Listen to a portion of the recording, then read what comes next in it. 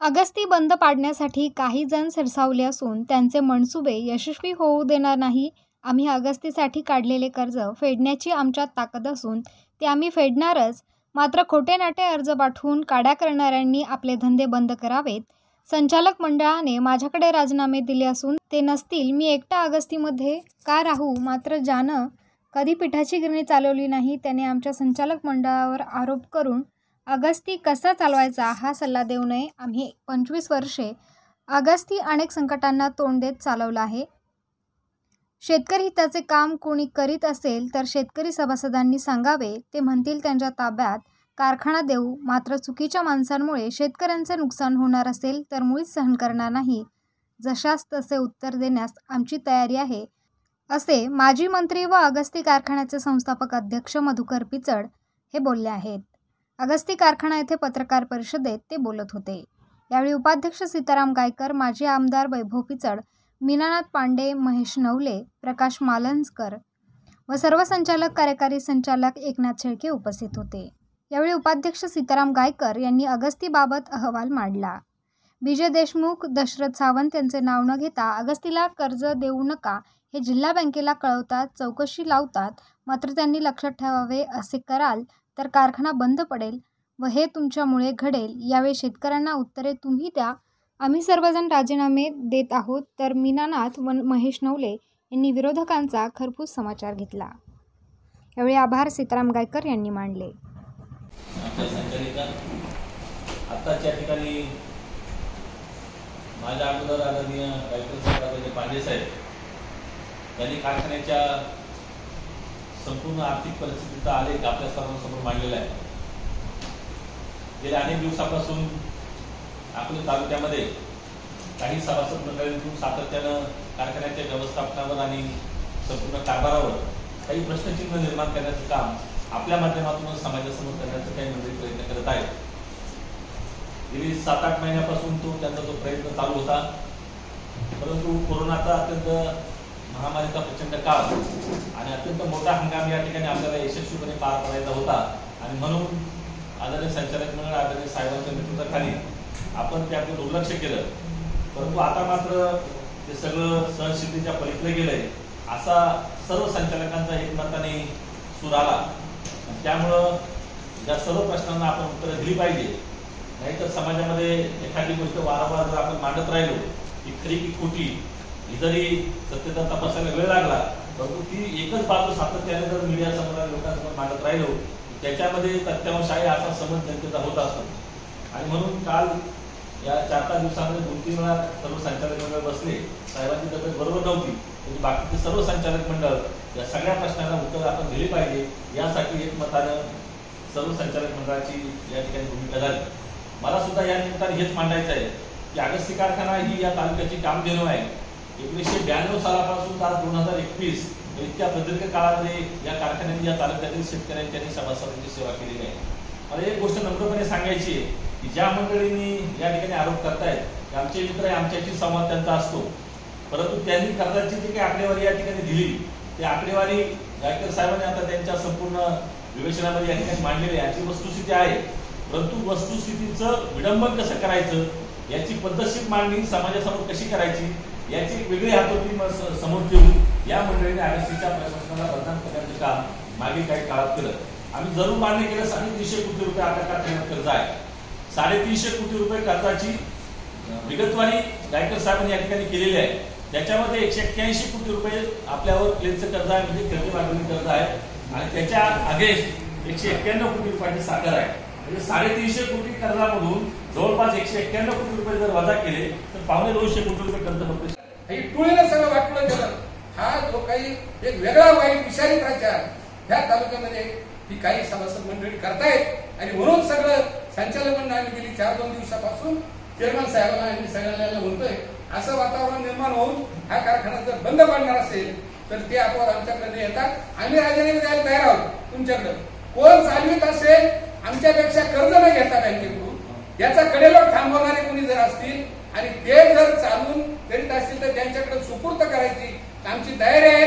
आम्ही सगळे त्यांच्या बरोबर राहायला तयार आहोत. ही भूमिका आम्ही संचालक मंडळाने घेतलेली आणि म्हणून ही शेवटी काही मर्यादा सुद्धा किती दिवस हे सहन करण्याच्या आमच्या संचालक मंडळाचं सुद्धा व्यक्तिगत पातळीवर इतकी हॅरेसमेंट, इतकी वाईट चर्चा ही मंडळी सगळी करतायत. आणि म्हणून गेली 2 दिवसापासून आम्ही सगळी संचालक चर्चा करून चेअरमन साहेबांना सगळं बोलून आणि हे सगळे प्रश्न, कारखाना चालू करायचा का नाही, हे कर्ज आम्ही घ्यायचंय का नाही, हे सभासदांपुढे आम्हाला मांडावं लागेल. ते जर म्हटले नाही ही मंडळी सक्षम आहे, तुम्ही नालायक आहेत, तर आम्ही थांबून देतो. कोण असतील सक्षम मंडळी चालवणारी त्यांच्या ताब्यात आम्ही देऊन त्यांनी तो चालवावा, आमची अडचण नाही. आम्ही मन मोकळेपणानं राजीनामे द्यायला आणि सहकार्य करायला तयार आहोत, जिथं तुम्हाला सहकार्य लागेल. परंतु ह्या तालुक्यातली ही लक्ष्मी ही चालूच राहिली पाहिजे. ही जर मोडली तर ह्या तालुक्यातलं प्रचंड गतीनं होणारं नुकसान भरून निघणार नाही. त्यांची हिंमत असेल तर त्यांनी चालवावं, त्यांची नसेल तर फार बँकेनं नाही कर्ज दिलं, फार शेतकऱ्यांच्या नावावर, कर्मचाऱ्यांच्या नावावर, कारखान्यांच्या सर्व संचालकांच्या नावावर कर्ज घेऊन हा कारखाना मोडू देणार नाही, ही भूमिका आमची आहे. परंतु एक व्यक्तिगत आणि फार मोठ्या प्रमाणामध्ये बदनामी करून जर आम्हाला हा कारखाना कोणाला घ्यायचा असेल तर त्यांना ती घेण्याची आमची सगळ्यांची तयारी आहे. ही भूमिका आमच्या सगळ्या संचालक मंडळ, कार्यकारी संचालक भुले साहेबांनी राजीनामा दिला, त्यांना ते पिंगणार कारखान्याला गेले. ती एक चर्चा परवा ऐकायला मिळाली का ते जाताना 30 लाख रुपये घेऊन गेले म्हणे ऍडव्हान्स. अरे अशी कुठे ऍडव्हान्स द्यायची, तो जाताना कुठं. याच्यामध्ये जर त्यांनी असं दाखवलं का त्या एमडीला 30 लाख 30 पैसे दिले तरी लागेल ती शिक्षा आम्ही सहन करू, परंतु चुकीचे आरोप करायचे, त्यांना 30 लाख दिले, या असं प्रकल्प 72 कोटी गेला. आमचा प्रचंड त्याच्यामध्ये भ्रष्टाचार संचालक मंडळी केला. माझं म्हणणं असं आहे, आपण सगळ्या त्या ऊस उत्पादक ते शेतकरी नेते मंडळींनी शासनाकडे आमच्या विरोधामध्ये कारखान्याची चौकशी लावली. गेली 2-4 महिन्यापासून त्याची चौकशी चालू आहे. आजही इथं सगळे ऑडिटर मंडळी येऊन, जॉईंट डायरेक्टर येऊन गेले, त्यांच्या तपासण्या चालू आहे. आणि मग जर ह्या कारखान्यामध्ये ह्या संचालक मंडळाने काही भ्रष्टाचार केला असेल तर तो आमच्यावर जर भ्रष्टाचाराचे आरोप तर निघाला काही तर त्याची सगळी जबाबदारी.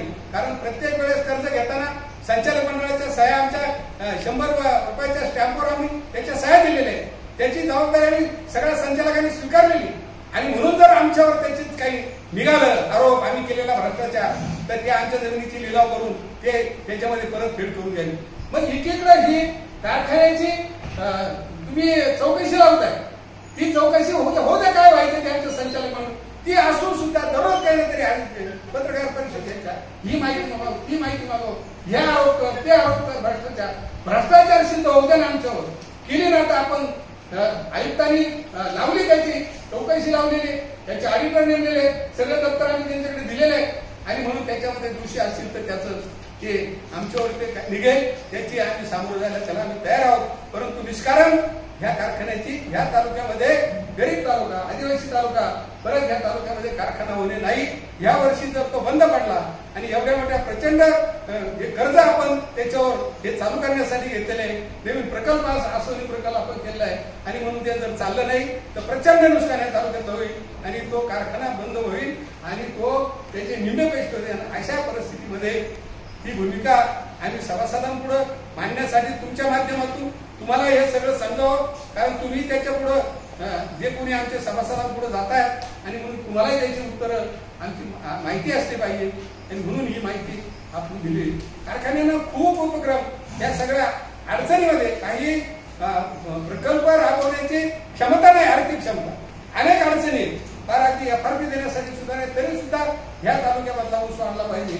आणि म्हणून चेअरमन साहेबांच्या नेतृत्वाखाली अनेक पाण्याचे प्रकल्प त्यांनी जे 25 वर्षामध्ये तयार केले, त्याचा परिपाक म्हणून यावर्षी 4.5 लाख टन ऊस कार्यक्षेत्रामध्ये उभा आहे. आणि म्हणून त्याचे अनेक आपण कामं केली. माती परीक्षण प्रयोगशाळा आपण केली, ऊस विकासाच्या अनेक योजना राबवल्या, शेतकऱ्यांच्या बांधावर ऊस बेने पोच केलं, मशिनरी आधुनिकीकरण आपण केलं. ते सुद्धा काय करणं, असं आधुनिकीकरण करायचं. 25 टनीचा कारखाना आज आपण 3637 टनावर चालवतो, जेणेकरून सगळ्यात लवकर सभासदांचा ऊस येऊन तो लवकर गाळप केल्यानंतर त्याची रिकव्हरी चांगली होते. अनेक महाराष्ट्रातले कारखाने जास्तीत जास्त 10,000 गाळप करून लवकर तो ऊस शेतकऱ्यांचा आला पाहिजे, हा प्रयत्न हा ट्रेंड सगळ्या राज्यामध्ये. आणि म्हणून आपण 25चा थोडंफार मॉडिफिकेशन करून जर 37चा पर्यंत आपण नेला तर त्याच्यात काही चूक आहे का? आणि म्हणून तो आपण चांगला चालवलाय. 37 35 आपण तो दररोज आपण त्याचं गाळप करतोय. रोपवाटिका आपण सुरू केली, हा मोठ्या प्रमाणात 2 एकरामध्ये ज्याला रोपवाटिका लागेल रोपं आपण देतो. 1 महिन्यावर त्याच्या अगोदर आपल्याला तारीख मिळते, त्याला सभासदांचा त्याच्यामध्ये फायदा होतो. आणि म्हणून डिस्टलेज प्रकल्पाची उभारणी असेल, कंपोस्ट खताची उभारणी त्याच्यामधून आपण केलेली आहे. यावर्षी खूप मोठ्या प्रमाणात कंपोस्टचं खत सगळ्या शेतकऱ्यांना दिलेलं आहे आणि अत्यंत चांगलं खत त्या कंपोस्ट मधून तयार झालेलं. इतके चांगले रिझल्ट आम्ही स्वतः सगळे शेतकरी मंडळी पाहतायत. खूप चांगले रिझल्ट त्याच्यामध्ये मिळालेले. आणि म्हणून कार्यक्षेत्रामध्ये पाणी उपलब्धसाठी कारखान्यांनी वेळोवेळी जिथे जिथे बांधताना काही पाणी थोडं अडवता येईल, एक 4-8 दिवस आमच्या शेतकऱ्याला पाणी मिळेल. आणि म्हणून 4-4, 5-5 लाख रुपये खर्च कितीला आपण त्याच्यामध्ये नदीमध्ये आपण बांधायला बांधलेले. ऊस वाहतुकीसाठी कारण गरजेप्रमाणे रस्त्यांची दुरुस्ती आपण करतो.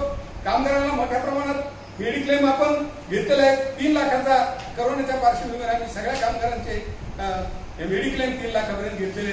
एक डॉक्टर आम्ही ह्या सगळ्या कोरोनाच्या काळामध्ये, सीझनच्या काळामध्ये एक डॉक्टर आम्ही इथे नेमले होते. त्याला खूप सुविधा आम्ही सगळ्या कामगारांना दिल्या. तरी सुद्धा विभागाने 8 कामगारांची त्याच्याने एकूण तालुक्यामध्ये जे कोरोनाचे याच्यात 12 कामगार याच्यात गेलेले. आणि म्हणून अशा अर्थाने पुष्कळ प्रयत्न, औषधं देण्याचा प्रयत्न, त्यांना वाफ देण्याचा प्रयत्न, त्यांच्या 3 लाखापर्यंत त्यांचा मेडिकल घेण्याचा प्रयत्न, असे अनेक प्रयत्न आपण केले. ऊस तोडणी कामगारांना सुद्धा खूप सुविधा पुरवल्यात. एकही कामगारांना ती बाधा आपण एकूण सीझनच्या काळामध्ये होऊ दिली नाही. असा एक चांगला सीझन आपण ह्या सगळ्या टोळीनं सगळं वाटलं गेलं. हा जो काही एक वेगळा वाईट विषारी प्रचार ह्या तालुक्यामध्ये ही काही सभासद मंडळी करतायत. आणि म्हणून सगळं संचालक मंडळ आम्ही गेली 4-2 दिवसापासून चेअरमन साहेबांना आणि सगळ्यांना म्हणतोय, असं वातावरण निर्माण होऊन हा कारखाना जर बंद पाडणार असेल तर ते आपण आमच्याकडे येतात. आम्ही राजीनामे द्यायला तयार आहोत तुमच्याकडे. कोण चालवित असेल आमच्यापेक्षा कर्ज न घेता बँकेकडून, याचा कडेलोट थांबवणारे कोणी जर असतील आणि ते जर चालून करीत असतील तर त्यांच्याकडे सुपूर्त करायची आमची तयारी आहे. आम्ही सगळे त्यांच्या बरोबर राहायला तयार आहोत. ही भूमिका आम्ही संचालक मंडळाने घेतलेली.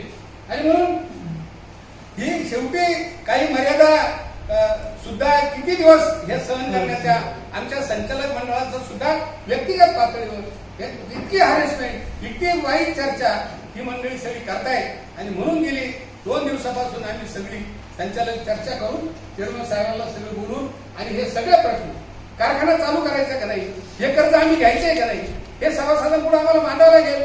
ते जर म्हटले नाही ही मंडळी सक्षम आहे, तुम्ही नालायक आहेत, तर आम्ही थांबून घेतो. कोण असतील सक्षम मंडळी चालवणारी त्यांच्या ताब्यात आम्ही देऊन त्यांनी तो चालवावा. आमची अडचण नाही. आम्ही मन मोकळेपणानं राजीनामे द्यायला आणि सहकार्य करायला तयार आहोत जिथं तुम्हाला सहकार्य लागेल. परंतु ह्या तालुक्याची ही लक्ष्मी ही चालूच राहिली पाहिजे. ही जर मोडली तर ह्या तालुक्यातलं प्रचंड गतीनं होणारं नुकसान भरून निघणार नाही. त्यांची हिंमत असेल तर त्यांनी चालवावं. त्यांची नसेल तर फार बँकेनं नाही कर्ज दिलं, फार शेतकऱ्यांच्या नावावर, कर्मचाऱ्यांच्या नावावर, कारखान्यांच्या सर्व संचालकांच्या नावावर कर्ज घेऊन हा कारखाना मोडू देणार नाही. ही भूमिका आमची आहे. परंतु एक व्यक्तिगत आणि फार मोठ्या प्रमाणामध्ये बदनामी करून जर आम्हाला हा कारखाना कोणाला घ्यायचा असेल तर त्याला ती घेण्याची आमची सगळ्यांची तयारी आहे.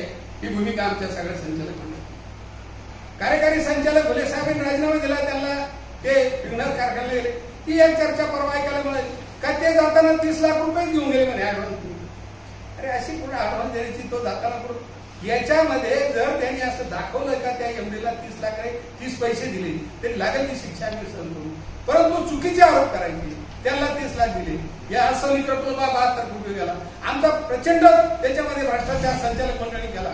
माझं म्हणणं असं आहे, आपण सगळ्या त्या ऊस उत्पादक ते शेतकरी नेते मंडळींनी शासनाकडे आमच्या विरोधामध्ये कारखान्याची चौकशी लावली. गेली 2-4 महिन्यापासून त्याची चौकशी चालू आहे. आजही इथं सगळे ऑडिटर मंडळी येऊन, जॉईंट डायरेक्टर येऊन गेले, त्यांच्या तपासण्या चालू आहे. आणि मग जर ह्या कारखान्यामध्ये ह्या संचालक मंडळाने काही भ्रष्टाचार केला असेल तर तो आमच्यावर जर भ्रष्टाचाराचा आरोप तर निघाला काही तर त्याची सगळी जबाबदारी. कारण प्रत्येक वेळेस कर्ज घेताना संचालक मंडळाच्या सह्या आमच्या 100 रुपयाच्या स्टॅम्पवर आम्ही त्याच्या सह्या दिलेल्या आहेत. त्याची जबाबदारी आम्ही सगळ्या संचालकांनी स्वीकारलेली. आणि म्हणून जर आमच्यावर त्याची काही निघालं आरोप, आम्ही केलेला भ्रष्टाचार, तर ते आमच्या जमिनीची लिलाव करून ते त्याच्यामध्ये परत फेड करून घ्यावी. मग एकीकडे ही कारखान्याची तुम्ही चौकशी लावताय, ती चौकशी होते काय व्हायचं त्यांचं संचालक म्हणून ती असून सुद्धा दररोज काही ना तरी पत्रकार परिषदेच्या ही माहिती मागव, ती माहिती मागव, हे आरोप कर, ते आरोप कर, भ्रष्टाचार सिद्ध होऊ द्या ना आमच्यावर. केली ना तर आपण आयुक्तांनी लावली त्याची चौकशी लावलेली, त्याचे ऑडिटर नेमलेले, सगळे दप्तर आम्ही त्यांच्याकडे दिलेले आहे. आणि म्हणून त्याच्यामध्ये दोषी असतील तर त्याचं ते आमच्यावर ते निघेल, त्याची आम्ही सामोरं जायला त्याला आम्ही तयार आहोत. परंतु निष्कारण ह्या कारखान्याची ह्या तालुक्यामध्ये, गरीब तालुका, आदिवासी तालुका, परत ह्या तालुक्यामध्ये कारखाना होणे नाही.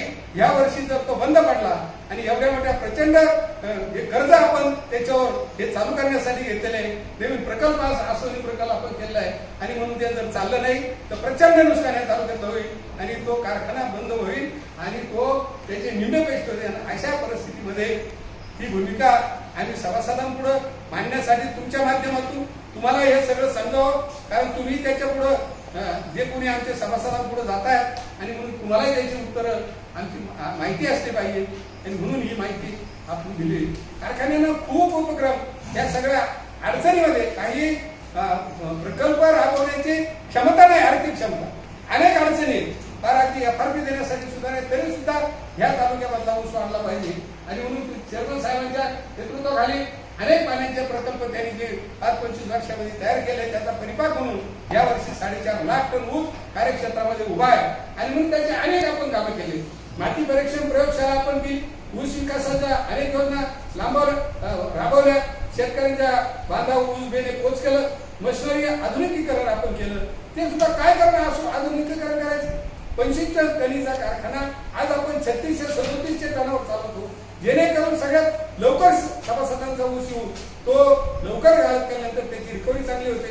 अनेक महाराष्ट्रातले कारखाने जास्तीत जास्त 10,000 गावात करून लवकर तो ऊस शेतकऱ्यांचा आला पाहिजे, हा प्रयत्न इकडे हा ट्रेंड सगळ्या राज्यामध्ये.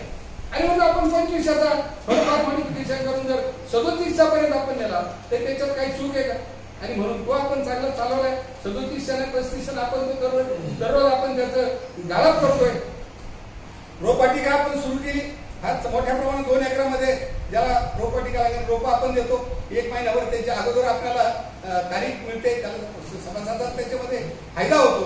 आणि म्हणून क्रिस्टलाईन प्रकल्पाची उभारणी असेल, कंपोस्ट खताची उभारणी त्याच्यामधून आपण केलेली आहे. यावर्षी खूप मोठ्या प्रमाणात कंपोस्टचं खत सगळ्या शेतकऱ्यांना दिलेलं आहे आणि अत्यंत चांगलं खत त्या कंपोस्ट मधून तयार झालेलं, इतके चांगले रिझल्ट आम्ही स्वतः सगळे शेतकरी मंडळी पाहतायत, खूप चांगले रिझल्ट त्याच्यामध्ये मिळालेले. आणि म्हणून कार्यक्षेत्रामध्ये पाणी उपलब्धसाठी कारखान्यांनी वेळोवेळी जिथे जिथे बंधारा काही पाणी थोडं अडवता येईल, 1-4-8 दिवस आमच्या शेतकऱ्याला पाणी मिळेल. आणि म्हणून 4-4, 5-5 लाख रुपये खर्च किती वेळेला आपण त्याच्यामध्ये नदीमध्ये आपण बंधारे बांधलेले. ऊस वाहतुकीसाठी कारण गरजेप्रमाणे रस्त्यांची दुरुस्ती आपण करतो. कामगारांना मोठ्या प्रमाणात मेडिक्लेम आपण घेतलेला आहे. 3 लाखाचा कोरोनाच्या पार्श्वभूमीवर आम्ही सगळ्या कामगारांचे मेडिक्लेम 3 लाखापर्यंत घेतलेले आहेत. एक डॉक्टर आम्ही ह्या सगळ्या कोरोनाच्या काळामध्ये, सीझनच्या काळामध्ये एक डॉक्टर आम्ही इथे नेमले होते. त्याला खूप सुविधा आम्ही सगळ्या कामगारांना दिल्या. तरी सुद्धा विभागाने 8 कामगारांची त्याच्यात एकूण तालुक्यामध्ये जे कोरोनाचे 12 कामगार याच्यात गेलेले. आणि म्हणून अशा अर्थानं पुष्कळ प्रयत्न, औषधं देण्याचा प्रयत्न, त्यांना वाफ देण्याचा प्रयत्न, त्यांच्या 3 लाखापर्यंत त्यांचा मेडिकल घेण्याचा प्रयत्न, असे अनेक प्रयत्न आपण केले. ऊस तोडणी कामगारांना सुद्धा खूप सुविधा पुरवल्यात. एकही कामगारांना ती बाधा आपण एकूण सीझनच्या काळामध्ये होऊ दिली नाही. असा एक चांगला सीझन आपण ह्या सगळ्या त्यांना लाख चालवायची हिंमत आहे का? आणि एकदा कारखाना ताब्यात दिलं तर बंद पाडला काय लोकांचे हाल केले. आणि म्हणून आगस्ती कारखाना चालवण्याची दमन रामशाती कारखान्याच्या सगळ्या संचालकांना माझे राजीनामे दिले आणि सांगितलं मी संचालकांना राजीनामा दिली तर मी कशाला राहू, माझा राजीनामा घेऊन टाका. ज्यांना करायचं तर आगस्तीचं कल्याण करा, ज्यांना करायचं त्यांना विचारा ना. खोटे आरोप खोटे करायचं. परंतु आमचा शब्द आहे आगस्ती चालवून दाखवू, आगस्ती चालवणारा निर्धारानं चुकीच्या पद्धतीनं जाऊ नये. आणि इथून पुढे मग आमचा कार्यक्रम ठरलेला आहे. एकटा मी गायकर नाही, सगळे संचालक, सगळे कर्मचारी, ऑगस्टीचे सगळे सभासद हे परस्पर उत्तरं देतील. या आरोपांना जागेवर उत्तर देतील आणि त्या जागेवर खोडून काढतील. खोटा प्रचार खोटं आकडेवारी सांग काय काय पुरावा येतो 30 लाख एमडी घेऊन गेला, काय 70 लाख इथेनॉलचा प्रोजेक्ट केला, काय काम जाहीर चुकीचा प्रचार करायचा असं चालणार नाही. आणि याच्यावर एकट्या संचालक मंडळाचं आमच्या भूमितव्य नाही. हजारो शेतकरी ऑगस्टी एकदा बंद पडला ऑगस्टी तर ऑगस्टी होणार नाही, कायमचं बंद पडेल.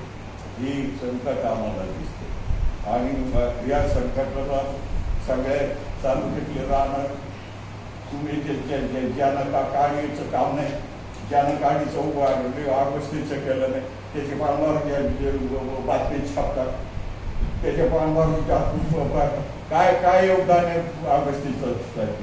आणि हा जिवंत माणूस आहे, तुमच्या समोरचा जिवंत माणूस आहे की ज्या ऑगस्टी वगैरे योगदान केलं, शेअर्स गोळा केले.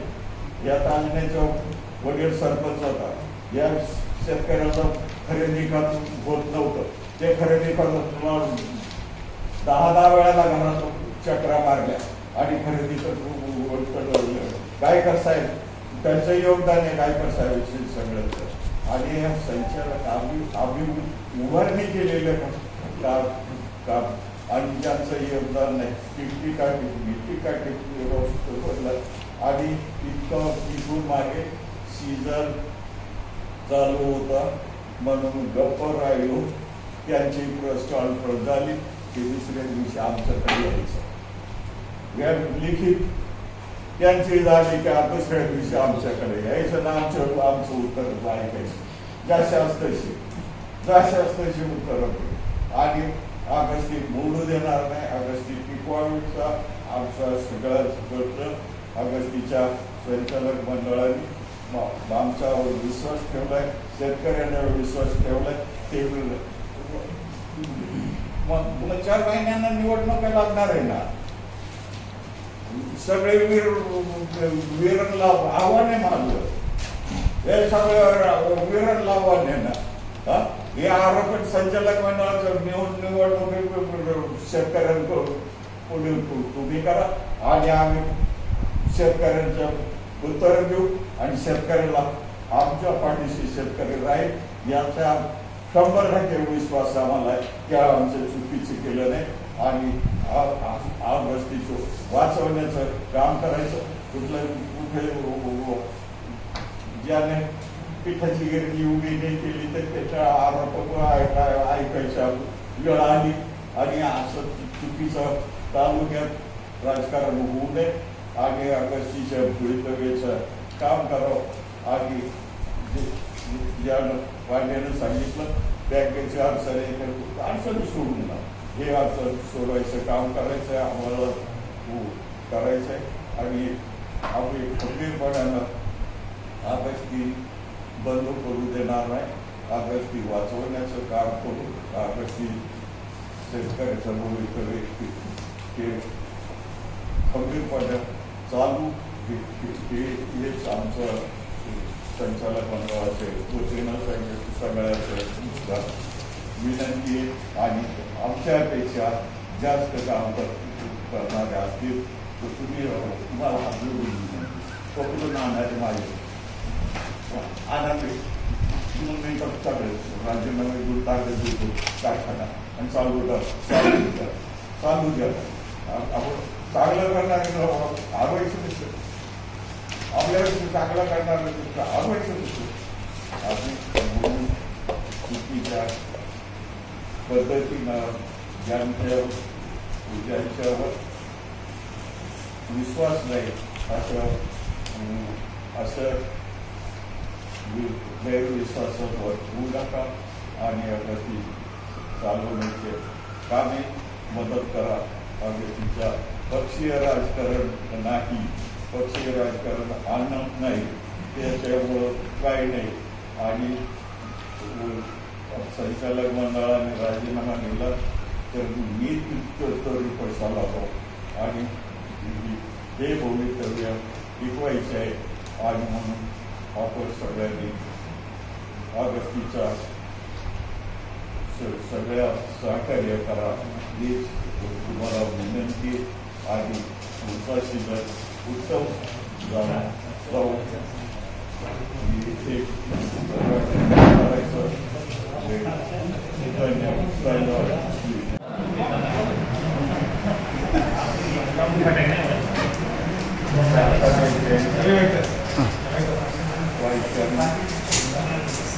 माननीय गायकर साहेब,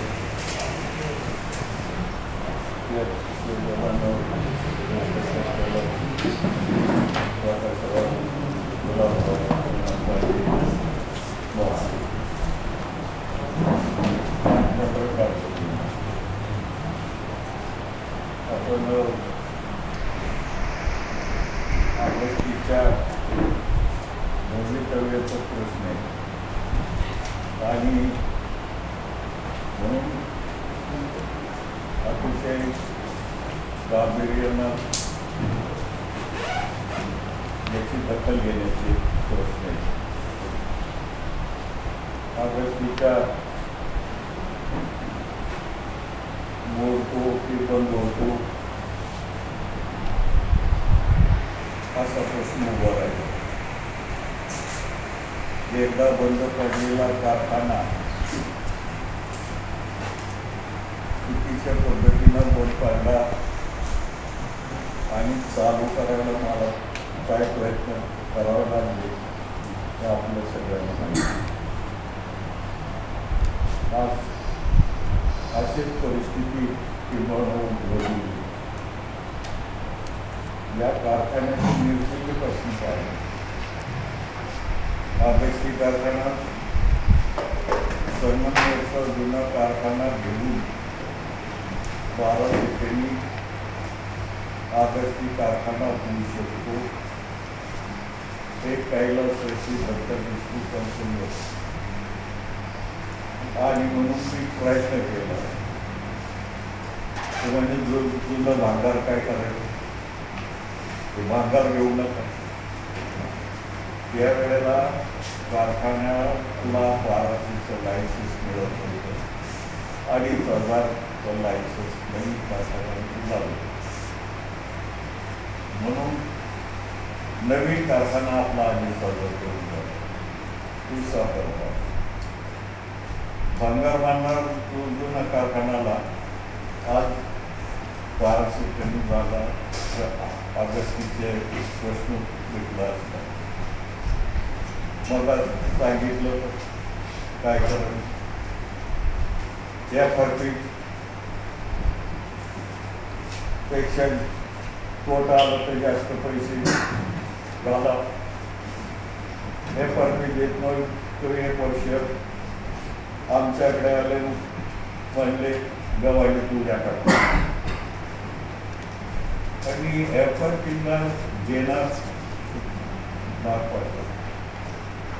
इथेनॉलचा प्रकल्प उभा करण्याला 10 वर्षापूर्वीचं मी लायसन्स आणलेले. का विरोध झाला? ऑगस्टी दारू घेत नाही ना ऑगस्टी दारू काढलं. मग आज 10 वर्षापूर्वी डिस्टिलरीचा प्रकल्प झाला असता. कारखाना एक्सपेन्शन करू नका आणि हे एक्सपेन्शन चुकीचं झालंय. आज कारखान्याला आपण 3200 3300 कारखाना करू 3700 एवढं झालं असतं. ऑगस्टीला पैसे देऊ नका जिल्हे बँकेत जाऊ सांगणार. हे पोकळे का? पोकळे का?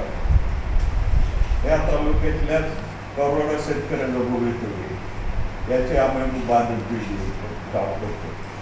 आणि त्या बांधिलकीनं आता आजपर्यंत ऑगस्टीच्या कारखान्याच्या कारभारामध्ये हे राजकारण आणलं नाही. 8 ऑगस्टला उभारण्याला काय कार्यक्षमता झाली लोकांची. ऑगस्टीचे शेअर गोळा होते. आदिवासी मंत्री असताना आदिवासीसाठी 50% कर्ज 50% सबसिडी योजना काढली. आमचे कैलास नशीब मेसकर त्या त्या रानावानात सगळे आदिवासी सोसायटी दिली आणि 10,000 12,000 सभासद केले. त्याच्यामुळे लायसन्स मिळालं. शेअर्स गोळा होत नाही. 5 पैसे शेअर्स गोळा करायचं काम केलं नाही. त्यांनी आम्हाला शिकवले आणि म्हणून आता शेतकऱ्याच्या पुढे कारखाना बंद झाल्यानंतर काय प्रश्न निर्माण होत आहेत आपण पाहिले. मागा गायकरांनी सांगितलं की कर्ज नाही असं जिल्ह्यातला कारखाना नाही, कर्ज घ्यावंच लागतं. आणि आरोप केलेले रोज सकाळ संध्याकाळ आरोप करतात आणि तुम्ही लोक रिमोट पडले छापतात. ऑगस्टीच्या चौकशीला ऑगस्टीचं सत्य परिस्थिती गायकर साहेबांकडून समजून घेता येत नाही का? त्या ऑगस्टीच्या भ्रमपासून उठण्याची मोहीम सुरू झाली. शेतकऱ्याच्या हिताचा विरोध कारखाना बंद करून खाजगी चालवायला द्यायचे काही लोकांची चर्चा चालू आहे आणि ऑगस्टी बंद पाडला आणि खाजगी चालवायला घ्यायचं. हे राजकारण ही चालू देणार नाही. अकोले तालुक्याची जनता आणि शेतकरी चालू देणार नाही. ते मोडून काढण्याचा आमचा सगळ्यांचा एक मोठं काम आहे आणि मग लावलेला आहे. या आरोप सकाळ संध्याकाळ सांगतो इथे चौकशी चौकशी असं कारखाना काढणार त्या वेळेची जनरल मीटिंगच्या प्रोसिडिंग आहे. त्या प्रोसिडिंग जनरल मीटिंगचा या मला कारखान्याला भ्रष्टाचार झाला, नियम खर्च जास्त केला हा आरोप करणारे हेच ना. आणि 92 पासून ऑगस्टीचा उत्तम प्रकारे हा कारखाना उभा राहिलाय. ते चालवण्याचं काम केलं आणि सगळ्या माहिती देत नाही. माहिती कशाला माहिती द्यायची? लोकांना अर्ज करायचा ऑगस्टीच्या विरुद्ध. ऑगस्टीला माहिती दिल्यावर ऑगस्टीच्या विरुद्ध अर्ज करणार आणि असे चुकीच्या पद्धतीनं आपल्याला चालू देणार नाही. हा कारखाना बंद पडू देणार आपले शेतकरी आणि आमचे संचालक हे बंद पडू देणार नाही. हा पुढचा सीझन अत्यंत अडचणीचा. या सीझनसाठी सगळे पैसे उभं करावं लागतात. त्याच्यासाठी चर्चा झाली. मग कर्जाचं महेशनं सांगितलं, गायकरांनी सांगितलं की 350 कोटी कर्ज, 184 कोटीचं साखर, 193 कोटीचं साखर शिल्लक. त्याच्यावर लोकांना आकडा दिशेबोल करायचा आणि कर्ज. आणि आम्ही काढलेलं कर्ज आमची फेडण्याची ताकद आहे. आमच्या फेडण्याचा नमूद आहे. काड्या काढायचे धंदे बंद करा. बँकांना सगळ्या संस्थेला सांगितलं धंदे बंद करा.